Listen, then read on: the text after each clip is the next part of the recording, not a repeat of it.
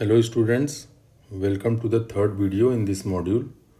And in this video, as I told you in the previous video, that we will discuss about the construction of the blueprint.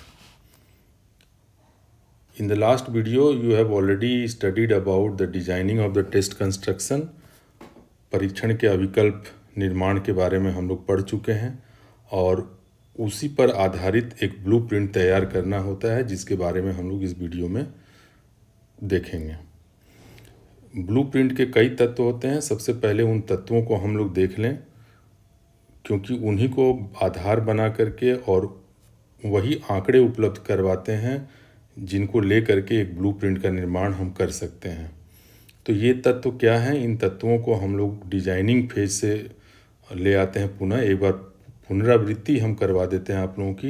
Let's just revise what we have seen in the last video. We have already seen that the design of the test includes analysis of the content and giving weightage to different topics and different themes of the content.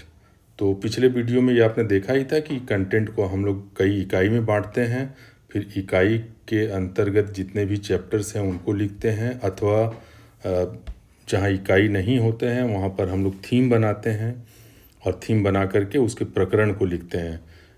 प्रस्तुत इस slide में आप लोग देख सकते हैं table में कि हर इकाई के आगे लिखा हुआ है कि कौन कौन से चैप्टर आएंगे, उसको भरा जा सकता है। यहाँ पे सेकंड कॉलम खाली पड़ा है और उनका भार हम लोग देते हैं। तो ये कंटेंट से रिलेटेड डिसीजन हम लोगों ने डिजाइनिंग फेज में ले लिया था। इसी तरह हम लोगों ने उद्देश्यों को लेकर के निर्णय ले लिया है डिजाइनिंग फेज में, टेस्ट डिजाइन के समय ही, कि हमारे परीक्षण में ये 4 प्रकार के उद्देश्य होंगे, जैसा कि आप स्लाइड पे देख रहे हैं। और उनका वेटेज जो है वो 20%, 40%, 35% और 5% रहेगा। So we have taken decision about the content and we have taken decision about the objectives, and for both of them we have separate tables with us. हम लोगों के पास एक तीसरा टेबल भी उपलब्ध है जो क्वेश्चन के फॉर्मेट के ऊपर था, जिसको हम लोगों ने टेस्ट डिजाइन के समय बनाया था। जैसा कि स्लाइड में आप देख सकते हैं कि इसमें 4 प्रकार के प्रश्न हैं। हर प्रकार के प्रश्न में एक प्रश्न का वेटेज कितना है, जैसे एमसीक्यू 1 नंबर का होगा, मैप क्वेश्चन 3 नंबर का होगा, नंबर ऑफ क्वेश्चंस कितने होंगे। So we have already learn in the test designing phase that we created 3 tables, one related to the content and its weightage, one related to objective and its weightage, and one related to the format of question and their weightage.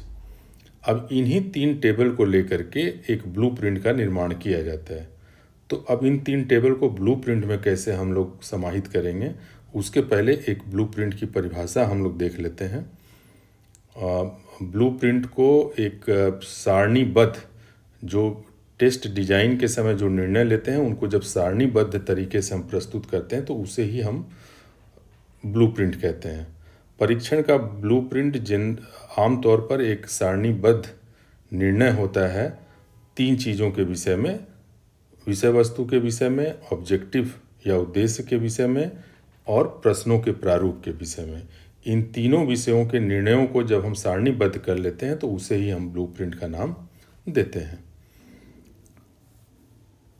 अब blueprint को हम निर्मित कैसे करेंगे? हमारे पास तो अलग अलग 3 टेबल रखे हुए हैं, 3 अलग अलग बिंदुओं पर निर्णय जो थे उनको हमने एक जगह रख लिया। अब उन्हीं टेबल को उठाते हुए हम लोग ब्लूप्रिंट का निर्माण करते हैं। पहले उन तीनों टेबल को सामने रखते हैं, फिर उसके बाद उनको कंपाइल करते हैं, उनको संकलित करते हैं एक साथ। और इस तरह जब एक साथ संकलित करेंगे तो एक नया टेबल हमारे सामने आता है जिसको हम ब्लूप्रिंट कहते हैं। उदाहरण के लिए एक ब्लूप्रिंट यहाँ पर प्रस्तुत किया गया है, जैसा कि आप देख सकते हैं कि ब्लूप्रिंट में विषय क्या होगा, किस क्लास के लिए होगा, परीक्षण का समय कितना होगा, ये बेसिक इन्फॉर्मेशन पहले दी जाती है। उसके बाद एक टेबल आप देख सकते हैं, उस टेबल में एक पहले कॉलम में क्या कंटेंट होगा वो लिखा गया है, और उसके बाद दूसरे, तीसरे, चौथे और 5वें कॉलम में अलग अलग प्रकार के उद्देश्य लिखे गए हैं। इन सब का टोटल आपके अंतिम कॉलम में दिखेगा। इसकी खासियत यह है कि किसी भी रो को अगर आप पकड़ेंगे और सारे रो को टोटल करेंगे तो जो अंतिम सेल आपको मिलेगा इस टेबल में वो प्रश्न पत्र के कुल भार को प्रदर्शित करता है। यहाँ टेबल में जो आप शॉर्ट फॉर्म में लिखा है, नॉलेज लेवल में कितने शॉर्ट आंसर टाइप होंगे, कितने ऐसे टाइप होंगे, कितने वेरी शॉर्ट आंसर, उसका भी प्रारूप यहाँ पर दिया गया है। तो एक प्रकार से ये पहले आप नोट कर लीजिए कि ब्लूप्रिंट बनाने के कई तरीके हो सकते हैं। यहाँ पर उनमें से एक उदाहरण आपके सामने प्रस्तुत किया गया है। एक और उदाहरण हम लोग देखेंगे, लेकिन उसके पहले हम लोग देख लेते हैं कि डिसीजन जो हम लोगों ने लिया था टेस्ट डिजाइन के समय, जिसे 3 टेबल के रूप में हमने प्रस्तुत किया था, उनको किस प्रक्रिया के माध्यम से ब्लूप्रिंट के टेबल में कन्वर्ट करते हैं। तो स्टेप बाय स्टेप हम लोग चलेंगे और यहाँ देखेंगे कि सबसे पहले तो आप एक टेबल बना लीजिए जिसमें सबसे पहले कॉलम में आपके कंटेंट का विश्लेषण आएगा। कंटेंट को आपने कैसे इकाइयों में बांटा है। यहाँ पर हम उदाहरण ले रहे हैं कक्षा 9 के लिए सामाजिक विज्ञान का एक प्रश्न पत्र, पूरे वर्ष के लिए जो सिलेबस है उसको आधार बनाते हुए पूरे वर्ष का क्लास 9 का पूरा सोशल स्टडीज़ का जो सिलेबस है वो विषय वस्तु की सीमा है इस परीक्षण के लिए। उस विषय वस्तु में कई इकाई दिए गए हैं, जैसे हिस्ट्री, ज्योग्राफी, सिविक्स, इकोनॉमिक्स और डिजास्टर मैनेजमेंट। ये हमारी इकाई हमने विश्लेषित करके प्राप्त कर लिया। अब सिलेबस को और विश्लेषित करेंगे तो हम ये भी लिख सकते हैं कि हिस्ट्री इकाई में कितने चैप्टर हैं और कौन कौन से हैं, ज्योग्राफी इकाई में कितने चैप्टर हैं और कौन कौन से हैं, जैसा कि आप टेबल में देख सकते हैं। तो ये पहला स्टेप होता है कि partitioning of the table into objectives and content या क्वेश्चंस एंड कंटेंट। तो यहाँ पर ऑब्जेक्टिव और कंटेंट की जगह पर हमने क्वेश्चंस के फॉर्मेट और कंटेंट को लेकर के टेबल बना लिया है। अब इस टेबल को बनाने के बाद अगले स्टेप पर हम चलेंगे। तो अगले स्टेप में सबसे पहले हम लोग मार्जिनल कॉलम को भर लेते हैं। यहाँ मार्जिनल कॉलम अंतिम कॉलम है जहाँ पर टोटल लिखा हुआ आपको दिख रहा है। इस कॉलम में हमने प्रश्न पत्र जो 80 नंबर का होने वाला है, उस 80 नंबर को हमने 5 इकाई में विभक्त किया है। तो जैसा कि आप देख सकते हैं कि 18, 18, 18, 18 और 8, तो चारों इकाई को हमने बराबर वेटेज दिया है। डिजास्टर मैनेजमेंट का चैप्टर बहुत छोटा है इकाई, तो उसको हमने 8 नंबर यहाँ पर दिया है। तो इस तरीके से ये सब मिला करके 80 नंबर के हो जाते हैं। मार्जिनल कॉलम को भरने के बाद अब अगले स्टेप में हम लोग मार्जिनल रो को भरते हैं। या मार्जिनल रो का मतलब है आप अंतिम रो में आइए और जो टोटल लिखा गया उसके आगे जितने रो हैं उसको भर देंगे। अब यहाँ पर हम इसको भरने के लिए क्या करेंगे, जो टेस्ट डिजाइनिंग के समय टेबल हमने बनाया था फॉर्मेट ऑफ क्वेश्चन और वेटेज वाला, उसकी सहायता लेंगे और उसको देखते हुए यहाँ पर हम भरेंगे कि MCQ का टोटल वेटेज 16 होगा, SAQ का शॉर्ट आंसर क्वेश्चन का 33 होगा, लॉन्ग आंसर क्वेश्चन का 28 होगा और मैप क्वेश्चन स्किल का 3 होगा, जो मिलकर के फिर 80 के बराबर हो गए। इस प्रकार से ये तीसरा स्टेप ब्लूप्रिंट तैयार करने का होगा। इसकी खूबी ये है कि अगर आप देखें तो अंतिम रो और अंतिम कॉलम का योग 80 के बराबर आपको मिल जाएगा। अंतिम रो और अंतिम कॉलम के प्रश्नों की संख्या जो हमने टेस्ट डिजाइनिंग के समय डिसाइड की थी उसको भी हम लिख लेते हैं। उसी के आधार पर यहाँ पार्टीशन कर देते हैं। तो वो 35 प्रश्नों का प्रश्न पत्र हमने बनाया था, दोनों तरफ से देखेंगे तो उसका योग आपको 35 मिलेगा। तो यहाँ तक तो काम सरल है। इसके बाद अब बीच के खाली सेल्स दिख रहे हैं आपको, इन्हें भरना है हमें।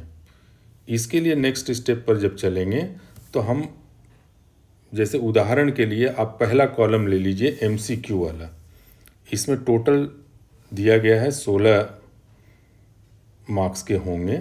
अब इस 16 मार्क्स के नॉलेज लेवल के क्वेश्चन को हम किस चैप्टर में कितने रखेंगे वो आपको एक जजमेंट लेना है। चूँकि आप शिक्षक हैं, आपने उस विषय को पढ़ाया है, तो आपको बेहतर मालूम होगा कि किस विषय में। यहाँ यह भी ध्यान रखिए कि इस ब्लूप्रिंट में हमने MCQ को नॉलेज लेवल का माना है शॉर्ट आंसर क्वेश्चन को अंडरस्टैंडिंग लेवल के लिए रखा है और लॉन्ग आंसर क्वेश्चन को हॉट्स या हायर ऑर्डर थिंकिंग स्किल के लिए रखा है। तो आप सबसे बढ़िया निर्णय करता होंगे कि हमें मल्टीपल चॉइस क्वेश्चन जो कि लो लेवल के क्वेश्चन होंगे, लो लेवल के क्वेश्चन टोटल 16 मार्क्स के होने वाले हैं, तो उनका विभाजन हम विभिन्न चैप्टर में कैसे करेंगे। तो जैसा कि यहाँ पर देख रहे हैं कि हिस्ट्री में इन्होंने 4 नंबर दिया है, ज्योग्राफी में 2, सिविक्स में पुनः 4, इकोनॉमिक्स में 4 और फिर डिजास्टर मैनेजमेंट में 2। तो ये इतने मार्क्स जो है उन्होंने 16 मार्क्स को इस तरह से डिवाइड किया है। इसी तरह प्रत्येक कॉलम को आप लेंगे, एसएक्यू में आएंगे तो 33 नंबर का है, 33 नंबर को कैसे आप विभाजित करोगे वो आप अलग अलग सेल में भरेंगे। आप प्रश्नों की संख्या टोटल मार्क्स को लेकर के विभाजन कर सकते हैं या प्रश्नों की संख्या, जैसे ब्रैकेट में एसएक्यू के लिए टोटल संख्या प्रश्नों का 11 है, ये हमने डिजाइन ऑफ टेस्ट के समय ही निर्णय ले लिया था। तो 11 प्रश्नों में से कितने प्रश्न किस इकाई में जाएंगे ये निर्णय आपको लेना है और यहाँ लिखना है। फिर इसी तरह इसके अगले कॉलम में आएंगे लॉन्ग आंसर क्वेश्चन वाले में और फिर मैप क्वेश्चन वाले में आएंगे। जब इस सारे सेल को भर देंगे तो आपको इस तरह का एक टेबल जैसा स्लाइड पे दिख रहा है वो आपको मिलेगा, लेकिन किसी भी कॉलम को आप उठाएंगे तो उसके नीचे टोटल आपको मिल जाएगा और किसी भी रो को उठाएंगे तो उसका टोटल आपको अंत में मिल जाएगा, जो कि आप पहले ही लिख चुके हो। इसका निर्धारण, टोटल का निर्धारण आपने पहले ही कर लिया था, उसके बाद उसका विभाजीकरण आप अलग अलग सेल्स में कर रहे हो। तो इस तरह से हम एक ब्लूप्रिंट को तैयार करते हैं जो कि फाइनल फॉर्मेट होता है, जैसा कि आप इसमें देख सकते हैं। तो इसी सरल प्रक्रिया को अपनाते हुए आप लोगों को एक ब्लूप्रिंट तैयार करना होगा जो कि आपके सिलेबस का एक पार्ट है। और इस वीक जो क्लासेस आपके चलेंगे वो इसी कंस्ट्रक्शन ऑफ टेस्ट पर आधारित है। ब्लूप्रिंट निर्माण आपको करना है।